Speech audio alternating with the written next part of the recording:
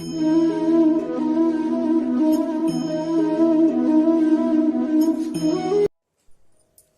दोस्तों, मेरे YouTube channel में आप सभी का फिर से एक बार बहुत बहुत स्वागत करती हूँ।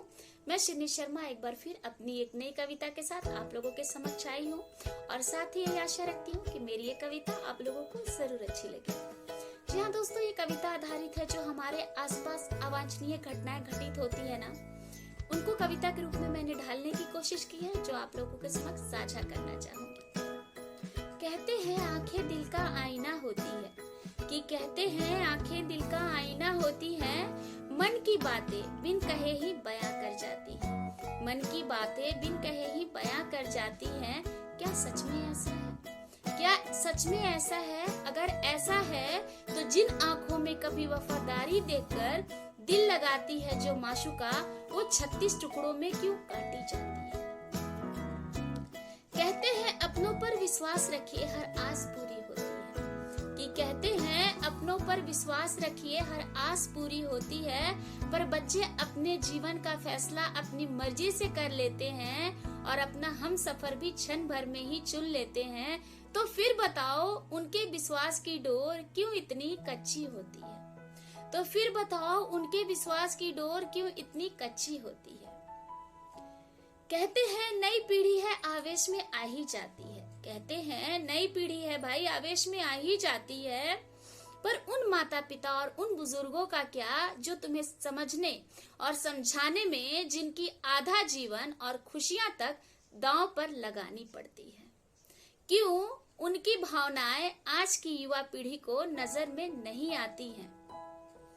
जीवन और खुशियों से एक किस्सा याद आया, कि जीवन और खुशियों से एक किस्सा याद आया कि पिता ने बड़े भाव से बिटिया को पढ़ाया और पैसे कम पड़े तो अपनी किडनी बेचकर अपने जीवन को भी दांव पर लगाया, और बाद में पता चला उसी बिटिया ने अपनी बॉयफ्रेंड के खातिर स्वयं को सूली पर लटकाया। बड़े दुख की बात है, बड़े दुख की बात है जिस पिता ने बेटे के लिए ख्वाब था सजाया, जीवन की हर एक खुशियाँ उस पर लुटाया। आई जब साथ निभाने की बारी, आई जब साथ निभाने की बारी, तो जवाब आया तुम अपना देखो मैं अपना देखता हूँ, क्योंकि आज की दुनियादारी मैं आपसे ज्यादा समझता हूँ।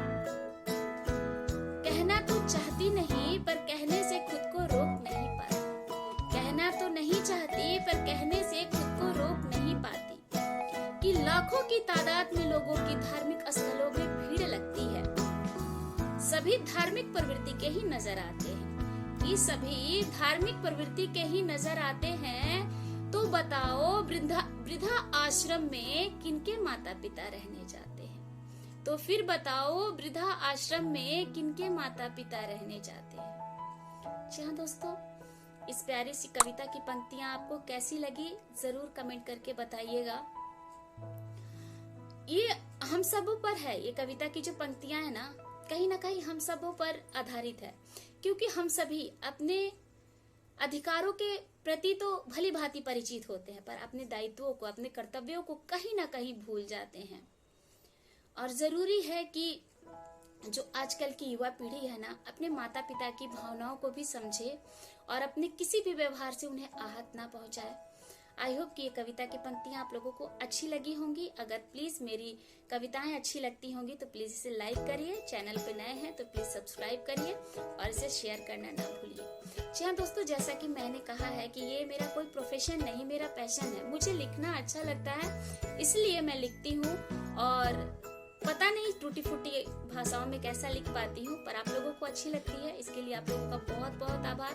और वीडियो को एंड तक देखने के लिए आप लोगों का बहुत बहुत शुक्रिया अदा करती हूँ। Thank you so much. मिलती हूँ